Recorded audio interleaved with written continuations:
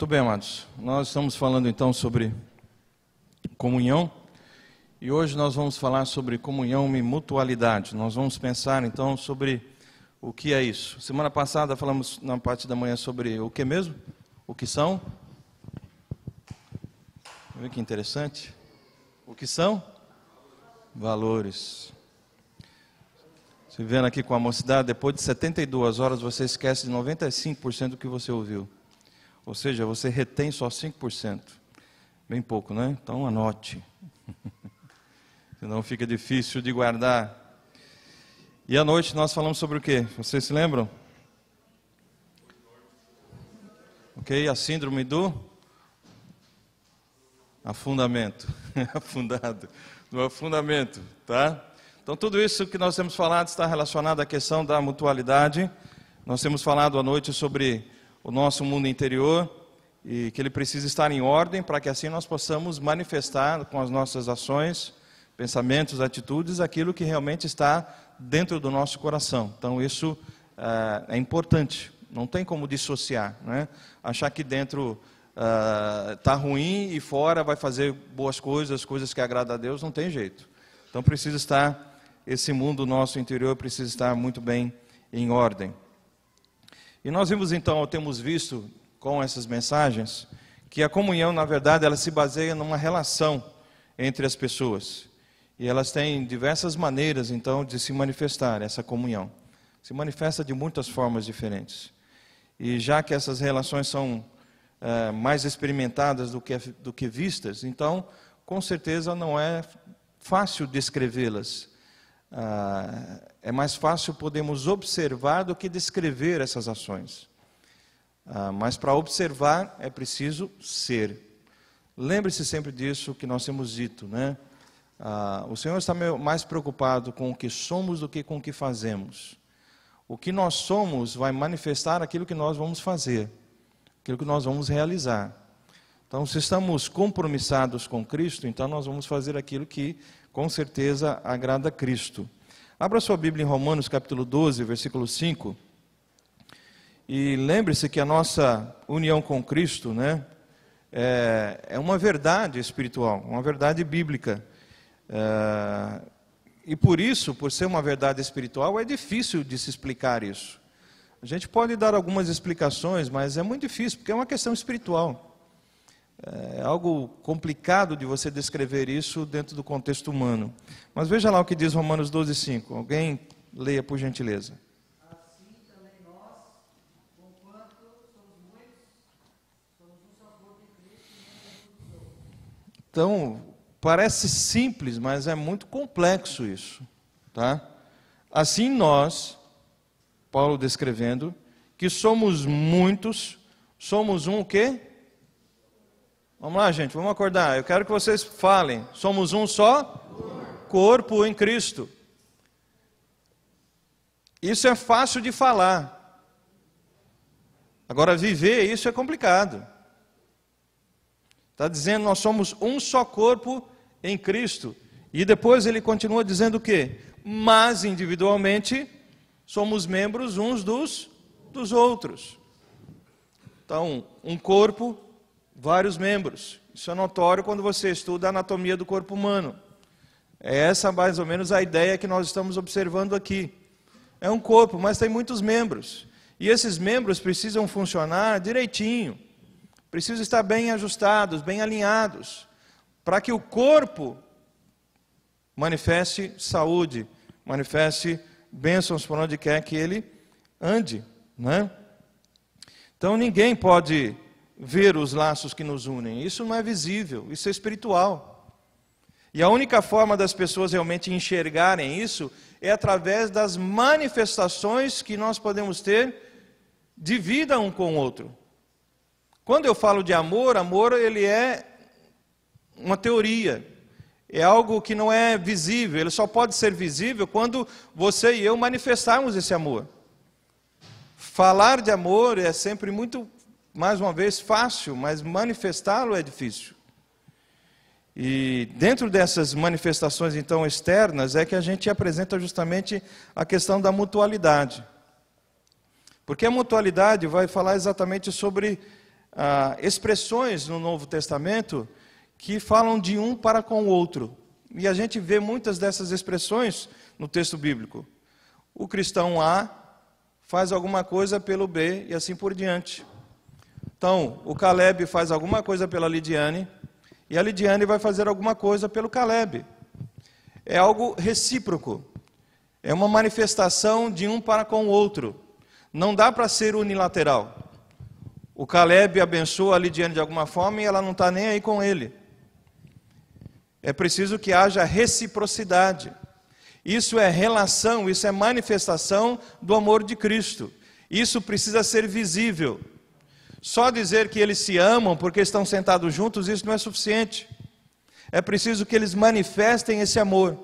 E essa manifestação precisa ser visível aos olhos deles e aos olhos de todos nós.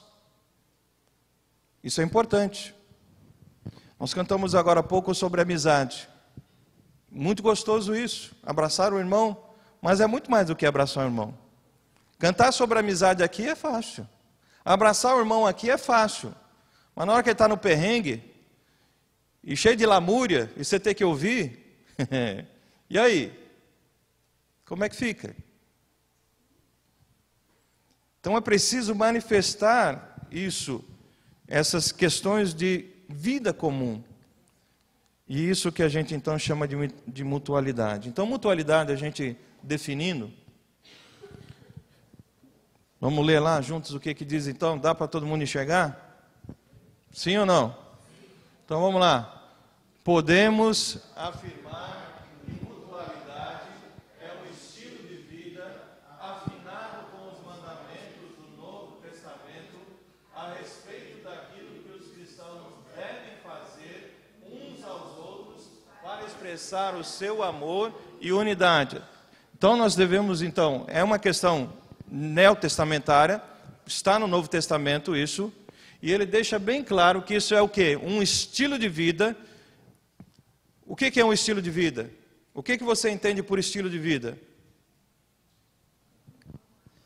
Um modo de viver. Então isso faz parte do seu dia a dia, é um estilo, não é apenas alguma coisa momentânea, alguma coisa de vez em quando, alguma coisa que quando dá eu faço, quando eu estou de bom humor.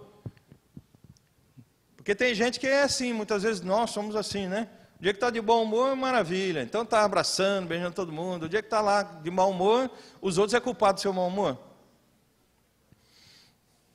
Eu chego aqui de mau humor, o irmão Elias todo aí desejoso de me dar um abraço, me ver um sorriso. O que ele tem a ver com o meu mau humor?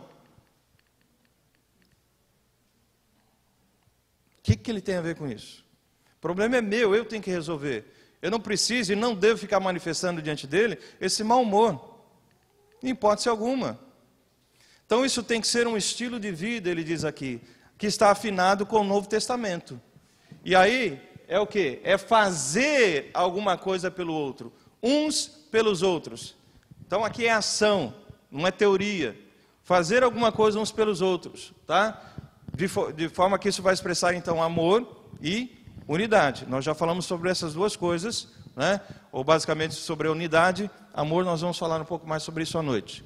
Então, continuando lá, naturalmente, vamos lá. Naturalmente, a mutualidade também trata de coisas que os cristãos devem evitar fazer uns aos outros, a fim de preservarem o ambiente de amor e unidade. Então, dentro da palavra de Deus, ele diz também, não faça isso ou aquilo. Então ela afirma, faça isso ou aquilo um para com o outro, mas a Bíblia também diz, não faça isso um para com o outro. Então, de igual forma, tem coisas que nós não devemos fazer, porque isso desagrada os irmãos e porque isso atrapalha a comunhão. Então é importante nós observarmos, né, o que nós temos aí como definição a respeito de mutualidade. Nós vamos ver alguns textos bíblicos e vocês vão abrir comigo para entender um pouquinho mais sobre essa questão de mutualidade, como nós temos dentro da palavra. Então veja lá.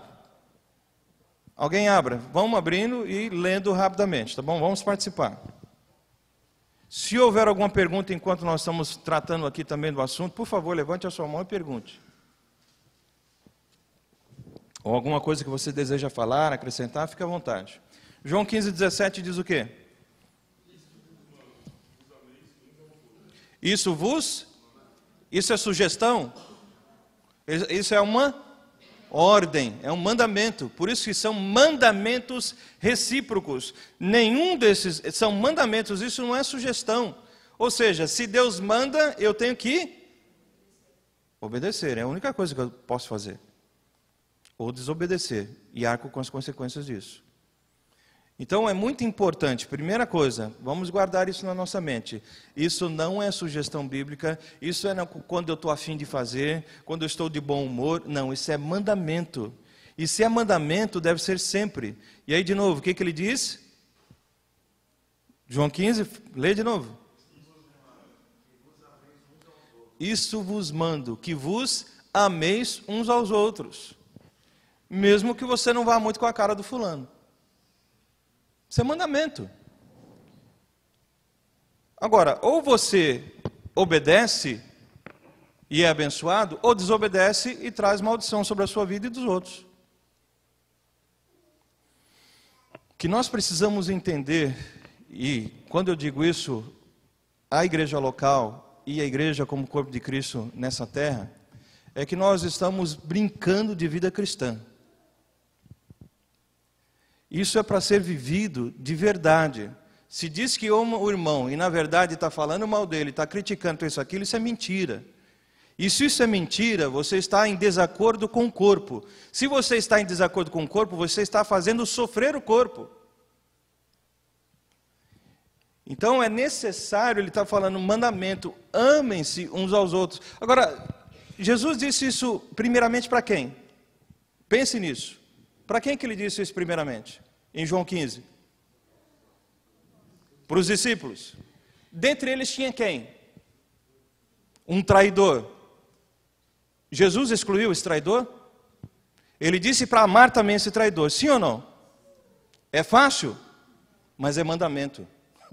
Ele não disse que seria fácil. Por isso que é ordem. Porque se não for ordem, eu faço escolhas. Mas quando é ordem, eu tenho que obedecer. Porque a palavra de Deus nos diz lá em Romanos capítulo 5, que o Espírito de Deus vai colocando amor no meu coração. Quando eu busco a direção de Deus, quando eu busco a orientação de Deus, quando eu estou buscando realmente fazer a vontade de Deus, o Espírito Santo, ele diz, ele vai colocando amor no meu coração. Porque isso é busca. Então, por mais que eu tenha alguma dificuldade com um e com outro, se eu estou buscando isso, Deus está, através do seu Espírito, colocando aquele sentimento adequado no meu coração. Agora, mais uma vez lembrando, você tem amor pelo outro, o outro não tem amor por você, isso é um problema seu ou é dele? É dele, não é mais seu. É dele. Você está buscando fazer a vontade de Deus, ele não está, o problema é dele. Mas ele, como parte do corpo, está fazendo sofrer o corpo. Então é muito importante nós termos isso na nossa mente. Mandamento. Romanos 15, 7. Então nós temos alguns versículos. Vai abrindo rapidamente e vamos lendo. Eu já vou colocando uns outros aqui, vocês vão abrindo lá, tá bom? Que aí a gente ganha tempo. Então tem ali vários, ó. Cada um pode abrindo num deles para a gente ler. João 15, 7. Ou se você abrir o outro, você só fala a referência e já pode ler. Portanto, acolhei-vos uns aos outros, como também Cristo nos acolheu para a glória de Deus. Portanto, acolhei-vos uns aos outros. Acolher o irmão. Receber o irmão. É isso que ele está deixando claro aí. Nós vamos trabalhar com cada uma dessas situações. Recebei-vos, na minha tradução. Alguém tem outra tradução aí? Que diz alguma outra coisa? Versículo 7. Aceitem uns aos outros. Nossa, aqui, talvez a palavra aceitar aí é mais interessante até, né? Porque, mais uma vez, a gente faz escolhas. Eu aceito quem eu, de repente, tenho empatia. Quem eu não tenho muita empatia, eu não aceito. Ele está dizendo, aceitem-se uns aos outros. Um ao outro. Sempre isso. E, mais uma vez, é mandamento. Outro texto aí. Romanos 15, 14. Está ali pertinho. Vamos lá, pode ir. Eu próprio, meus irmãos, servo estou para receber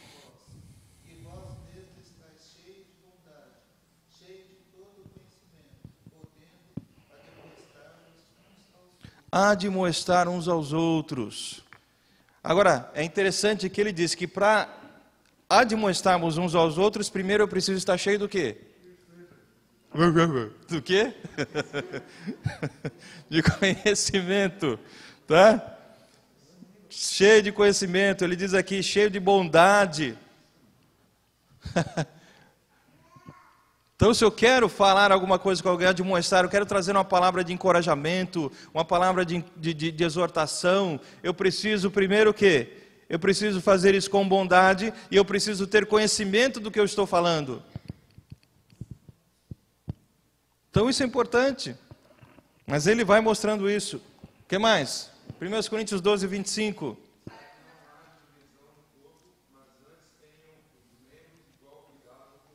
Igual cuidado uns dos outros. Nós precisamos, diz aí o texto, cuidar uns dos outros. Isso, e nós vamos falar sobre cada um deles. Para isso é preciso prestação de contas. Como é que eu cuido de alguém que eu não sei sobre o que ele está passando ou está vivendo? Cuidar uns dos outros. Mais uma vez, isso é sugestão? É ordem. Cuidem uns dos outros. Agora, eu quero que vocês entendam que isso é muito importante para o todo e não apenas para alguns. Daqui a pouco a gente fala sobre isso. Efésios 4, 32. Sede uns para com os outros benignos, misericordiosos, perdoando-vos uns aos outros, como também Deus vos perdoou em Cristo. Perdoando-vos uns aos outros. E em que nível? Assim como o Júnior perdoou o Cleiton? Não, que nível que é? Assim como Cristo nos perdoou. Se era boa coisa? Sim ou não? Se era boa coisa? A palavra de Deus diz que nos amou, que Ele sofreu, que Ele morreu por nós, sendo nós ainda pecadores. Ninguém era boa coisa, não. E alguns até piores do que outros, se for ver o histórico de vida, né? Não era boa peça, não. Mas Cristo os transformou, mudou. E aí Ele deixa bem claro isso para nós como um mandamento. O que mais? Sujeitai-vos uns aos outros no temor de Cristo. Sujeitai-vos uns aos outros. E agora vai começando a complicar cada coisa, né? Me sujeitar ao irmão? Sim. Todos esses conceitos nós vamos falar de cada um deles particularmente, mostrando o que significa cada um deles. O que é se sujeitar ao irmão? Sujeição. Submissão. Respeito. Ele vai traçando todo esse caminho para nós dentro da sua palavra. Então, uns aos outros, sujeitai-vos. Nós temos dificuldade de nos sujeitar uns aos outros. Algumas pessoas têm uma certa facilidade, mas a grande maioria tem dificuldade de sujeitar, de ouvir, de acatar. Ele se acha a pessoa mais certa do mundo e os outros não. Não acata o que os outros falam, não se sujeita à pessoa, se sobrepõe, é prepotente, arrogante. Isso é perigoso, precisamos tomar cuidado. Tiago 5,16.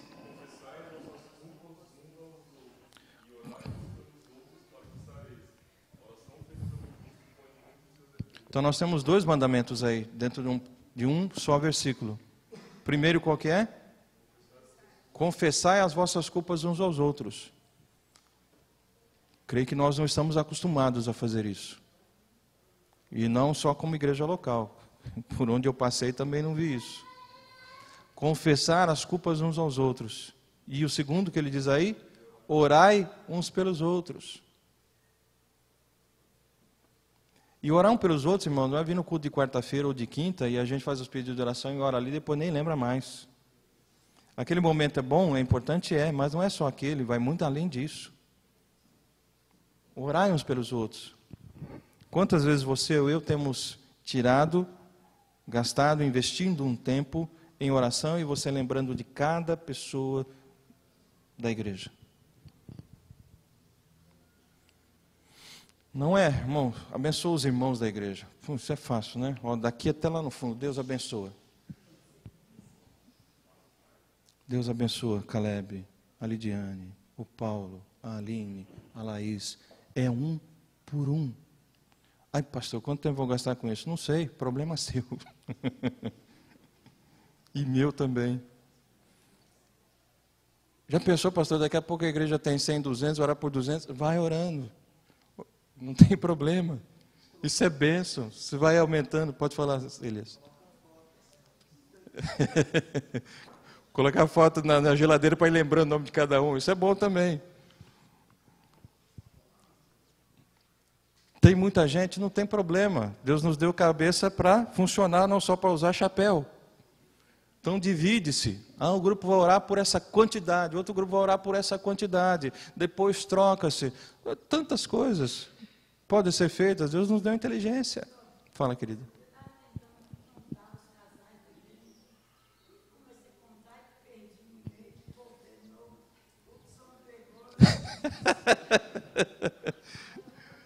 Por isso, mais uma vez, é importante um quê? Um caderninho, uma canetinha, vai anotando, vai escrevendo. Né? Porque aí a memória, a gente vai, daqui a pouco esqueceu, eu já pensei nesse, não, aquele eu esqueci, vai anotando, é sempre importante. Tá? Orai uns pelos outros. Então, a relação entre comunhão e mutualidade, amados, é de causa e efeito. Tá? Toda causa tem um efeito. Então, isso é importante. Onde existe comunhão, vai se manifestar, então, essa comunhão através da mutualidade, uns aos outros. A comunhão se manifesta através disso, através da mutualidade. Tá? Então, isso é muito importante. Nós precisamos verificar se nós estamos vivendo isso. Porque como nós começamos a falar lá a princípio sobre comunhão, pode parecer muito fácil isso. Nós temos comunhão, está tudo jóia.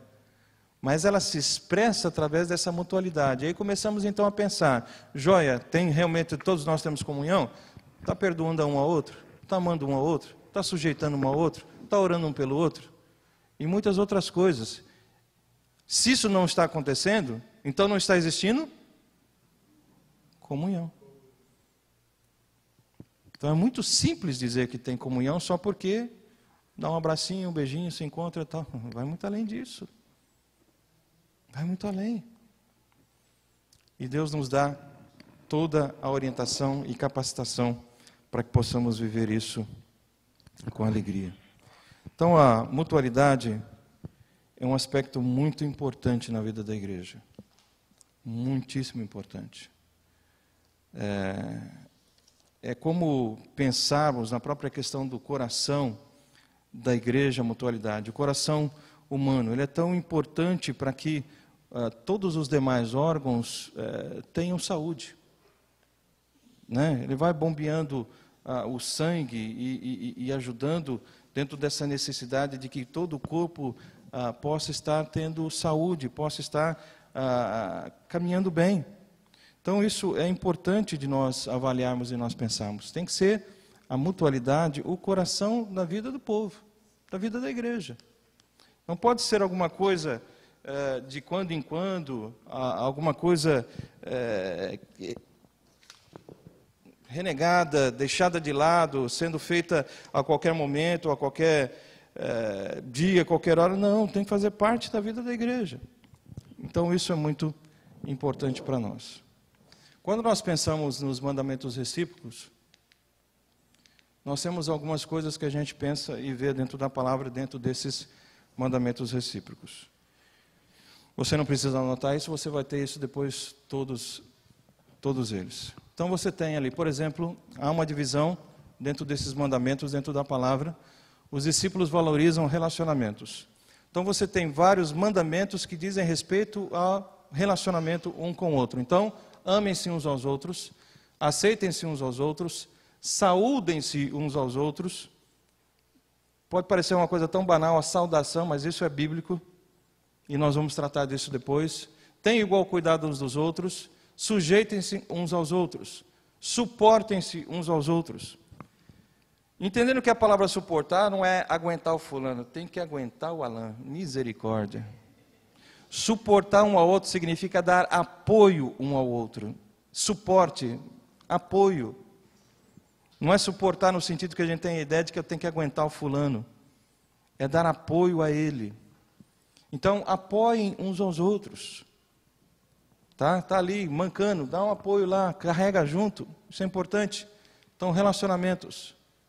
Os discípulos protegem o corpo contra poluição e infecção. Não tem inveja uns dos outros. Crente tem inveja?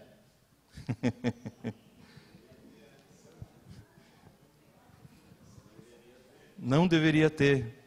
Mas a Bíblia está dizendo que tem. Não somos nós que estamos dizendo, a Bíblia está dizendo que tem. Então está dizendo, não tenham inveja uns dos outros. E tem muita gente que tem. Às vezes um irmão abençoado na igreja, pô, mas ele foi e eu não. Ele tem, eu não tenho. Isso é inveja. Em vez de se alegrar porque o irmão conquistou alguma coisa, você está pensando, por que ele tem e eu não tenho? Inveja. Deixem de julgar uns aos outros. Isso é bíblico. Julgamento é você falar de algo que você não tem conhecimento. Isso é uma coisa também que nós vamos tratar e que a gente precisa ter cuidado, porque se usa muito também, eu não devo julgar. Quando você tem fatos concretos, isso já não é mais julgamento. Isso já é uma constatação. Então o fulano está vendo o outro fazendo um monte de coisa errada, não vou julgar. Já está vendo que está errado. Isso não é julgamento, está constatado. Agora, julgar é pensar e falar daquilo que eu desconheço. Pense num tribunal, o juiz lá, cadê? Quais são as provas? O que tem? Não tenho nada. Eu não fui com a cara dele, acho que ele é culpado. Olha a cara do fulano. Com certeza ele é culpado. Cadê elementos para mostrar que ele é culpado? Ou que ele é inocente? Eu preciso de elementos. Agora, quando eu os tenho, então já deixou de ser julgamento. Então nós precisamos pensar desses dois lados. Porque hoje está muito simples também as pessoas se acomodarem. Não posso julgar. Está errado? Diga, está errado. Nós precisamos aprender isso também, amados. A não deixar as coisas passarem. Está vendo, de repente, uma pessoa que se diz crente em Cristo e está passando e fazendo alguma coisa errada? Não posso julgar. Não diga para ele, você está fazendo coisa errada, meu querido. Você é crente? Sou. Então ande como Cristo andou. O que você está fazendo está errado. É mau testemunho. Está depondo contra o povo de Deus. O Cristo que você diz que serve. Não passe deixando desapercebido, não. Uma vez eu estava em Campinas, saindo da igreja, eu vi dois fulanos com a Bíblia debaixo do braço e o cigarrão na boca. Falei, não é da minha conta. Não, é da minha conta sim. Meu querido, você está vindo de onde? Tal lugar. Você é crente? Sou. E você acha que esse seu cigarro na boca é compatível com a Bíblia que você carrega na mão? Aí começamos a conversar, então eram pessoas novas convertidas, não tinham orientação, pude orientá-las e ajudá-los. É da minha conta, é da sua conta. Uma pessoa se diz servo de Deus, está dando mau testemunho, você tem que chegar nele e dizer, você está dando mau testemunho. Isso é defender a fé. Temos que defender, não é ficar. Agora, faça isso como a Bíblia diz, com amor, com mansidão, mas faça. Não é problema meu, é problema seu. Porque se você vê alguma coisa errada e você não diz nada, você é cúmplice do erro. Fala.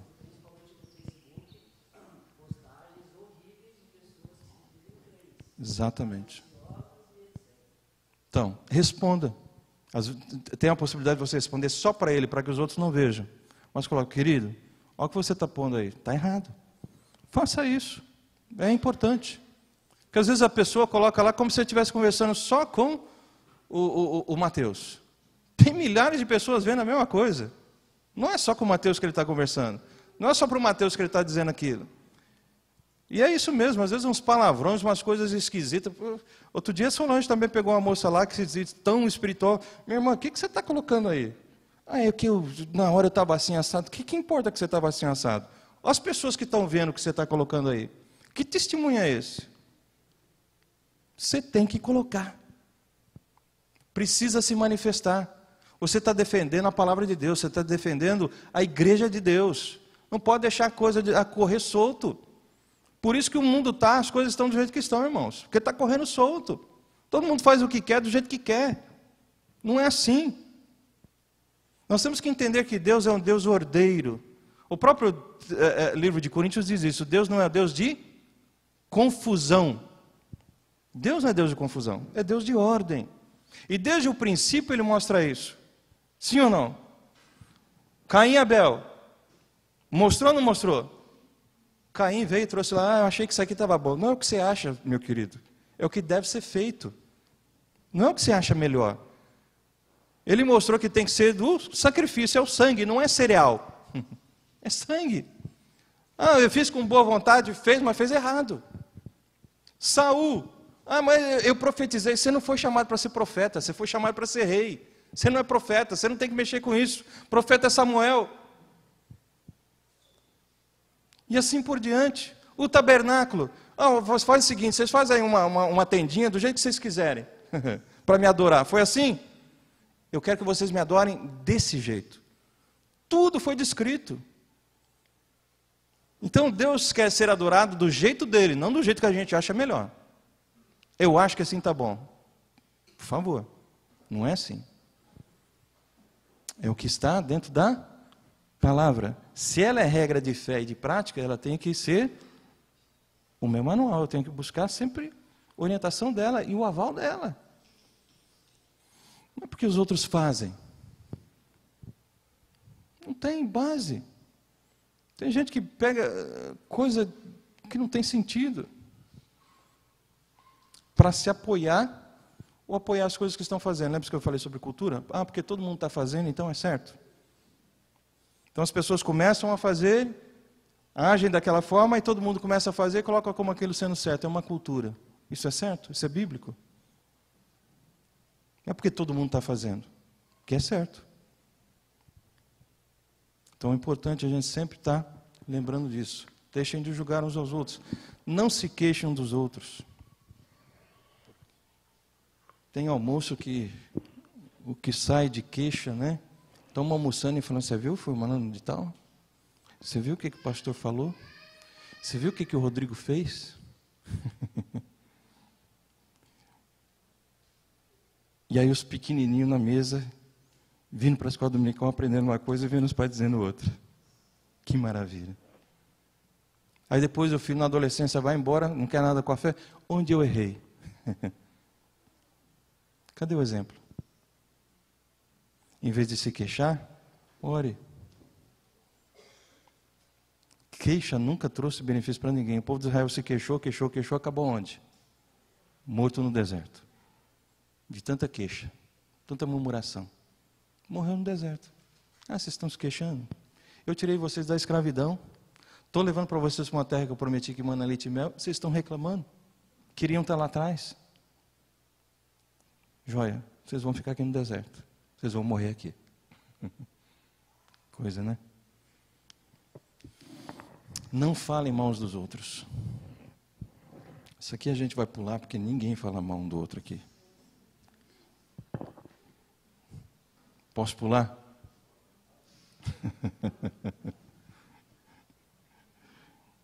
Muitas vezes falar não é só verbal, não. Às vezes você fala com os olhos, fala com gestos, fala de muitas outras formas. Não falem mal uns dos outros. Não mordam e devorem uns aos outros. Olha, irmãos, o que Paulo está dizendo aqui? O que a palavra de Deus está dizendo? Irmãos, chegar a esse ponto de morder, devorar um ao outro. Isso também não acontece. Acontece. Ao longo da vida, da história da igreja, isso acontece. Infelizmente. E isso não pode acontecer. Então o quê? Lembre-se lá, poluição, infecção, isso tem que tirar isso do corpo, senão vai infeccionar tudo. Vai estragar o corpo inteiro. Isso não pode fazer parte. Não provoquem uns aos outros. Tem gente que gosta de provocar o outro. Vamos pensar nisso também. Isso é uma palavra até também quando você vê no livro de Efésios, falando dos pais aos filhos. Não provoqueis a ira dos vossos filhos. Tem pai que fica provocando a ira do filho, aí vai ter problema. Porque acha que é pai e pode provocar. pode espizinhar, pode fazer o que bem entender, porque ele é autoridade, está provocando. E a Bíblia está dizendo, não faça isso, não pense que porque você é autoridade, que você pode fazer o que bem entender. Não provoca. Mas tem muita gente provocadora, gosta de provocar, ficar cutucando. Sim, tem que sempre ter a última palavra. Não sai sem ter a última palavra. Provoca, cutuca. Não mintam uns para os outros. Você vê, se você olhar o slide anterior, a quantidade de mandamentos de relacionamento é menor do que essa aqui de poluição. Não minta uns para os outros.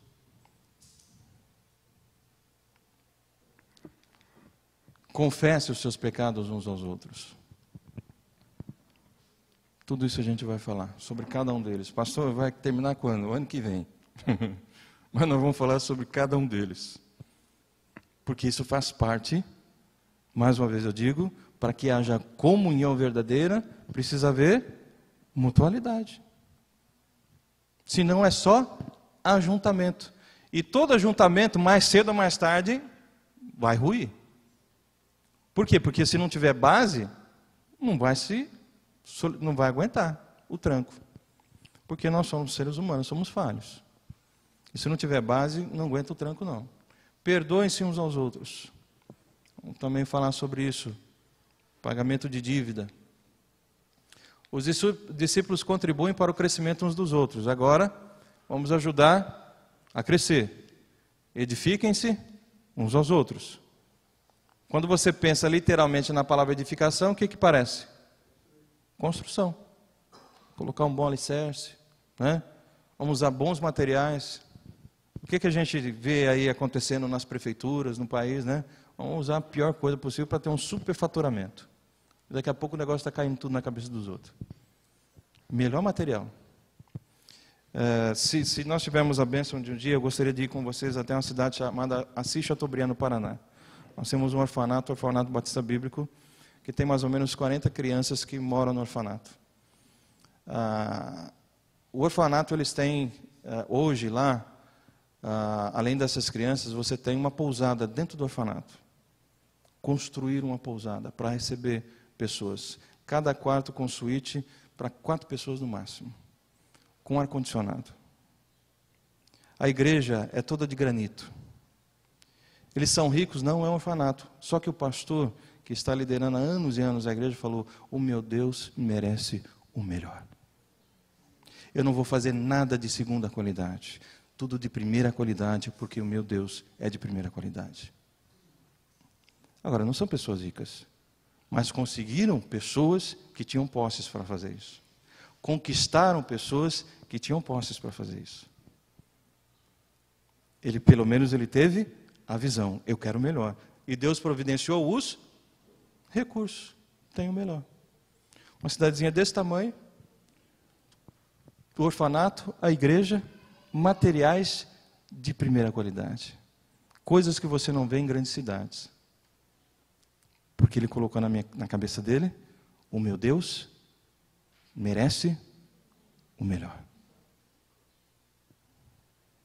Isso é bênção. Um dia nós vamos lá conhecer juntos. 16 horas para ir, mais 16 para voltar.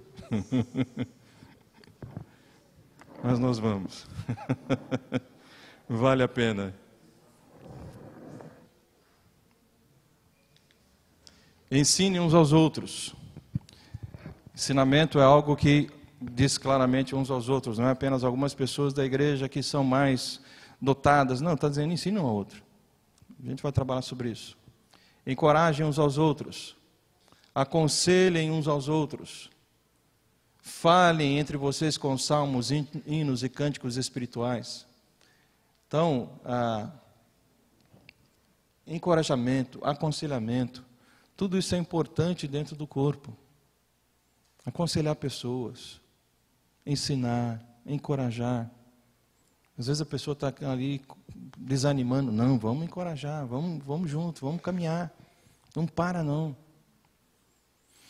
Então, isso faz parte dessa contribuição para o corpo. Os discípulos servem uns aos outros. A Bíblia diz: sirvam uns aos outros. Levem os fardos pesados uns dos outros.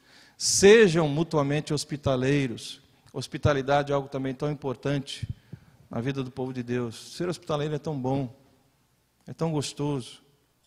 E se o fulano acostumar ou então acomodar, você manda ele embora, mas tudo bem. Porque tem uns que vêm para ficar 3 dias e quer ficar 3 meses. Não, querido, já deu o seu tempo, já venceu. Volta outra hora para poder recebê-lo melhor, com mais gosto. Mas ser hospitaleiro é muito bom, receber pessoas é muito bom. Isso independe de onde está, de quantos cômodos sua casa tem, isso pouco importa. Porque eu já estive em lugares que maravilhosos dentro do aspecto físico, de olhar, mas que era uma geladeira, não senti nada. E já estive em casebre, onde eu fui tratado como um rei. Hospitalidade. Independe. Não tem essa coisa, meu querido. A minha casa é muito simples, eu não posso receber ninguém. Pare com isso, isso é coisa do diabo. Ninguém está aí na sua casa para ver o que você tem ou deixa de ter, se a sua casa tem piso ou não tem, se é de chão ou se é de o que for. Não importa. Seja hospitaleiro, abençoe pessoas. Deixe essas pessoas te abençoarem. Isso é importante. Tem esse negócio, não posso receber pessoa e tal. Para com isso. E se o fulano for entojado, aí você manda ele embora mesmo. Às vezes você encontra alguns que são meio nariz em pé. Eu não como isso aqui, meu filho, então você vai ficar sem comer, porque só tem isso aqui. Eu não como tal coisa. Não come. Então, tchau.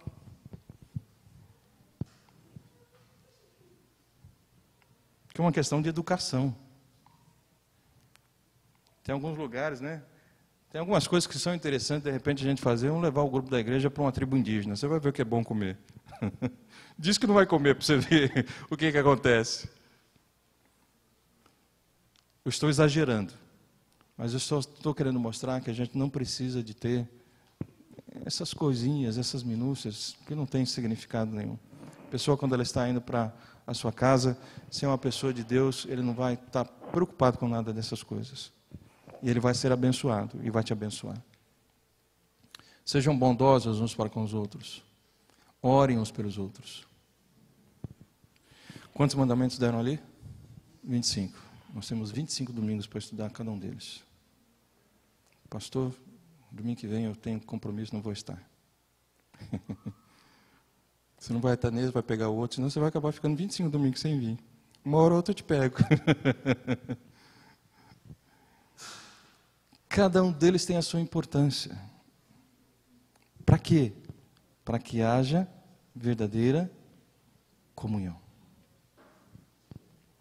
Está dando para entender, amados? Alguém quer falar alguma coisa? Por gentileza. Diga. Fale.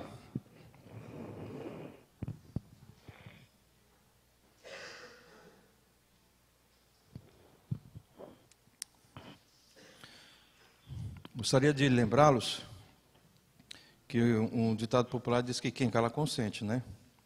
Então, se não diz nada é porque está concordando. Depois, então, o que foi de concordado não pode ser destratado, né? Já foi resolvido. Então, esses mandamentos, então, nós temos aí, são de suma importância para a vida da igreja. Ok?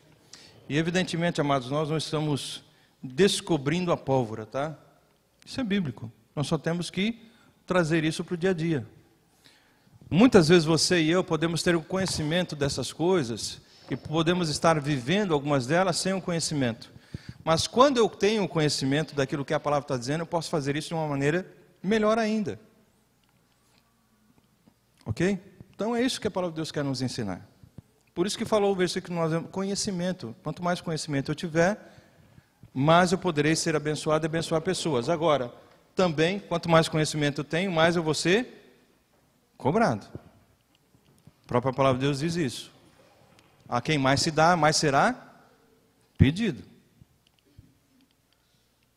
Então tem gente que quer ficar numa zona de conforto porque diz, eu não sei nada, não tenho conhecimento de nada, então não preciso fazer nada.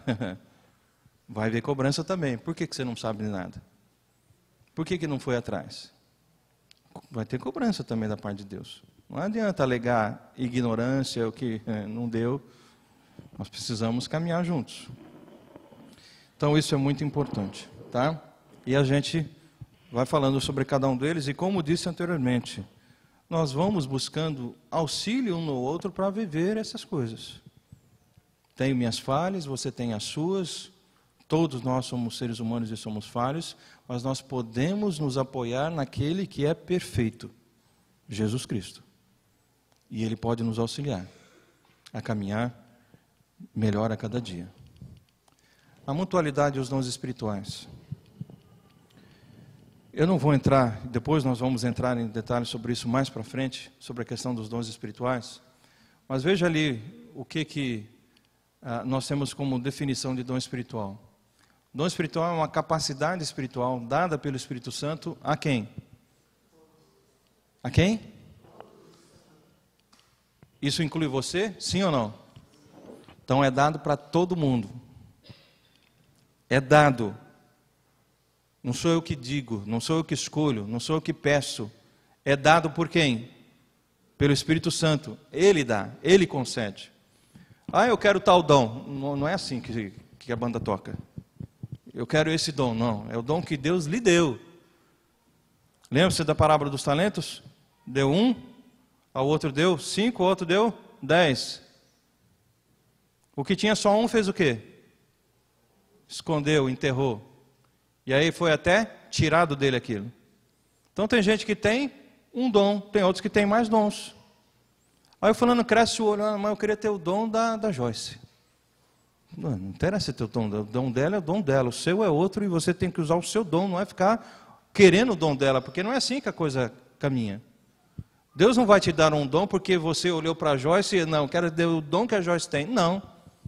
Ele sabe o dom que vai dar para cada um. É Ele que define isso, não somos nós. Agora, uma vez que foi definido e foi dado, a minha responsabilidade é de usar isso para o crescimento da igreja. E não enterrar. Não falar, não gostei desse dom. Não vou usar.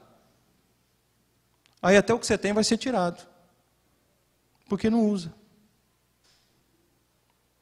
Então é importante lembrarmos disso. Então é uma capacidade que é dada pelo Espírito a todo cristão. Todo mundo recebe isso. Ninguém pode dizer eu não tenho um dom. Talvez você não saiba qual é o seu dom, mas que você tem, você tem. E aí depois é uma outra questão, num outro momento você descobrir, então a gente ajudar nisso, descobrir qual é o seu dom espiritual. E aí você usá-lo. Entendendo que isso também vai distante mais um pouquinho sobre dons temporários, dons permanentes, isso também é uma outra questão que a gente entra num outro momento. Para serviço em relação à igreja. Então, esse dom não é o quê? Para bater no peito, tá vendo? Eu tenho tal dom. Não, é para serviço em relação à igreja. É para servir a igreja. É para servir o povo de Deus. Não é para orgulho, vanglória. É para servir. E se não é feito desse jeito, não funciona. A fim de que a mesma possa crescer de maneira qualitativa, quantitativa, faltou um T ali, e orgânica. Então, primeira coisa que Deus quer nos ajudar dentro desse aspecto é justamente nós pensarmos, que nós precisamos exercer esses dons para que a igreja possa crescer de maneira qualitativa. Então, isso é um processo que nós temos. Deus primeiro requer da igreja qualidade. Primeiro é qualidade. A quantidade vai ser uma consequência da qualidade da igreja. Ok? Muitos estão correndo apenas atrás de quantidade, se esquecem, estão pouco preocupados com qualidade. Vamos pensar na qualidade.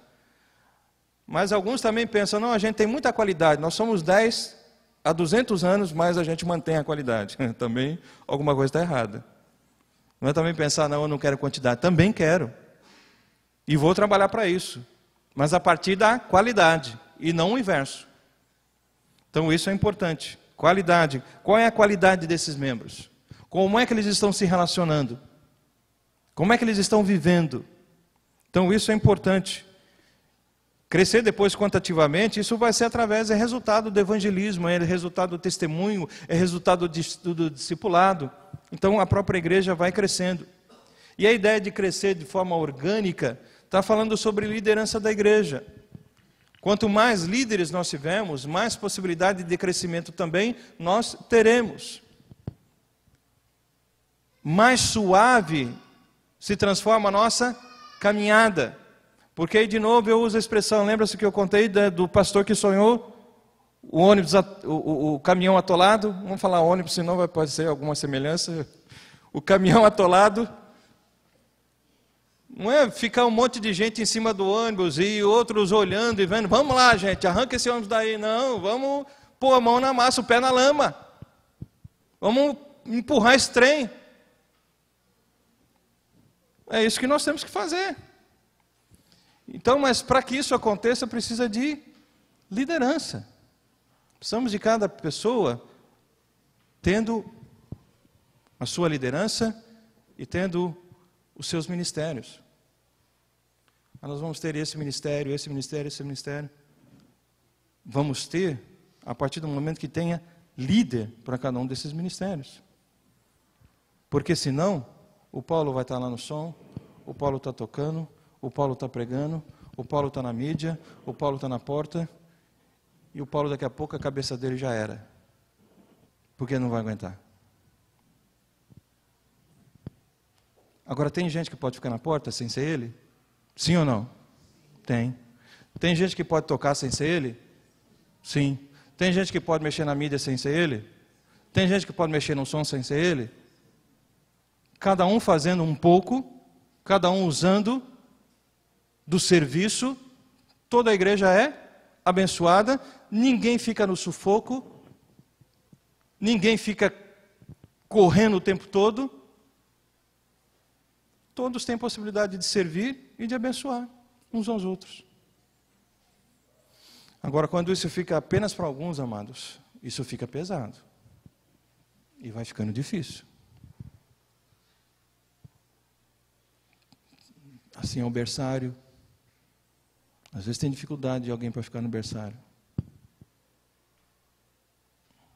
Ah, eu sou homem. Homem também com o berçário. Está aí a prova do Felipe. E está se dando bem. Nenhuma criança morreu até agora. Pelo contrário, pelo que ele anda contando, ele está até fazendo amizade com essa molecada toda. O jeito dele. Maravilha, bênção.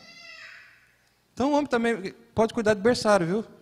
Pensar também que é só mulher lá no berçário, o homem também pode cuidar do berçário, viu?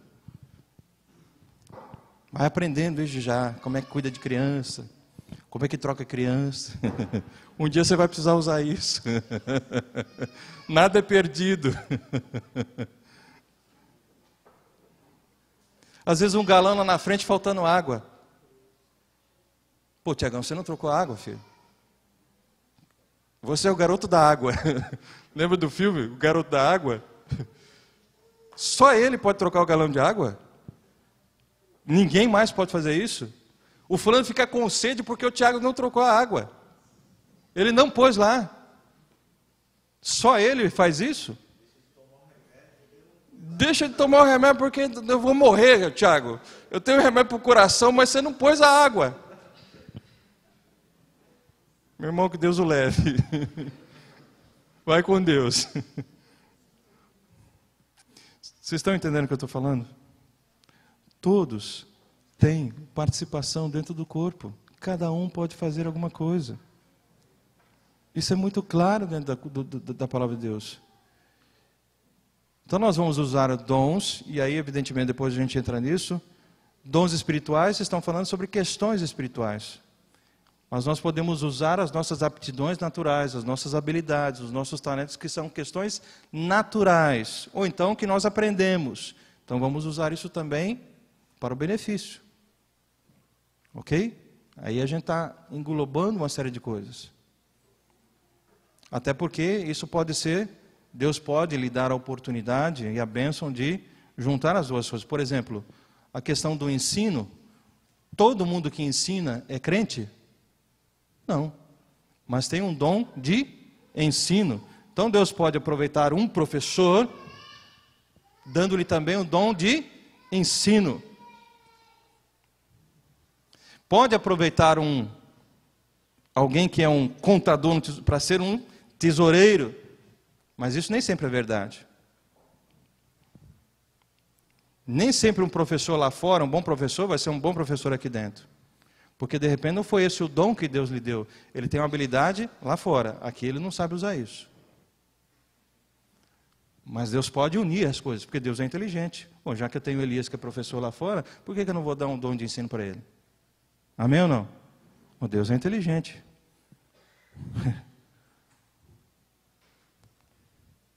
Ok? Então isso a gente vai trazendo para o nosso dia a dia. Então, liderança é muito importante, amados. Nós precisamos de líderes. O nosso país está sofrendo porque nós não temos líderes. A nossa cidade, eu já digo nossa, eu estou aqui um mês, né? Sofre, não tem líderes. Eu já ouvi comentários aí que vai ganhar a mesma pessoa que já está aí e isso vai passando de família para família. É que nem cartório. É de família isso. É do pai, depois do filho, do neto e vai passando. Isso é família, não é ninguém que é concursado. Ou alguém que foi escolhido, não, é de família. Falta liderança. E dentro da igreja também falta liderança. Então nós precisamos de crescimento orgânico. Precisamos de líderes dentro dessa igreja. Para que aí você tenha lá, a irmã citou, né, a irmã Marluce, casais. Quem que vai ser o líder de casais na igreja? Ah, é o pastor, porque não é o pastor porque tem que ser o pastor. Você pode ter outra pessoa que é o líder. Um casal que vai ser o líder. Agora, para isso também preciso o quê? Se dispor. Eu vou me colocar nas mãos de Deus para ser usado. Tem muita gente que Deus está chamando, e o cara falando, não é comigo. Não sei. Samuel, quem está falando? Samuel, quem está falando? Filho, quando te chamar, você faz o seguinte, fala a Deus que o teu servo está ouvindo. Mas nós estamos fazendo o contrário. Deus ouve o que o teu servo está falando. A gente só quer falar. Deus ouve. Não, vamos ouvir o que Deus tem para falar. Vamos nos prontificar. Vamos ver os dons que nós temos, as habilidades que eu tenho. Vamos colocar Deus me usa nisso ou naquilo. E vamos fazer cada uma parte. Vamos fazer um pouco. E aí todo mundo é abençoado. E aí a igreja vai crescendo, vai precisando de outras pessoas se envolvendo. E vai crescendo, vai precisando de mais líderes, porque está crescendo. Não é comparado com o corpo? As suas células, pelo menos os mais novos aí, de quanto em quanto tempo elas se renovam? Olha a aulinha. De 28 em 28 dias, mais ou menos, as suas células se renovam. Porque senão, você vai envelhecer se elas não se renovarem. Por que a gente fica velho? Porque ela vai começando a diminuir isso, ela não vai se renovando, a gente vai envelhecendo. Tem gente que está velho fora do tempo. Já ouviu essa ideia? Tem uns velhão aí que estava disposto, né? Os outros aí que, nossa, está cansado. Tem 16, 17 anos, mas já está cansado. Já está no pó da rabiola já. Não aguenta nada. Então não é assim. Então vamos nos dispor. Então a vida da igreja, o crescimento, ela se renova. A vida antes de ser organização, é organismo. Se renova, cresce, tem vida. Ok? Porque senão, se para de funcionar, morre. Não pode parar. Tem que continuar. Amém? Amém ou não? Amém. Vamos ficar em pé para a gente orar.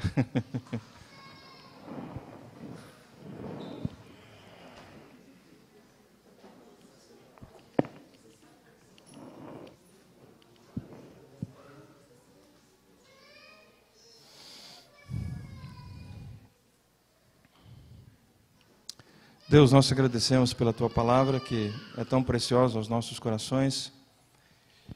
E a partir de mim, ó Deus, peço misericórdia para que possamos, a cada dia, nos aperfeiçoarmos, crescermos, caminharmos em direção à perfeição de Jesus Cristo.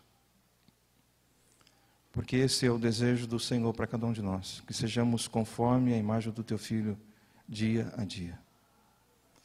Que o nosso padrão seja um padrão de excelência, que a nossa busca seja a de ser semelhante com o Senhor. Que possamos olhar os bons exemplos que nós temos ao nosso redor, mas que o nosso maior exemplo, o nosso alvo seja sempre o Senhor. Porque o Senhor está acima de todas as coisas. Porque o Senhor nos pede isso, nos exige isso na Tua palavra. E o Senhor, ó Deus, nos capacita para isso. O Senhor nunca exige algo que nós não possamos fazer. Porque para cada ordem, para cada mandamento, para cada exigência do Senhor, o Senhor nos dá capacidade para cumpri-las. Porque o Senhor é um Deus justo e verdadeiro. E por isso nós somos muito gratos ao Senhor, porque o Senhor tem nos dado a oportunidade de servi-lo.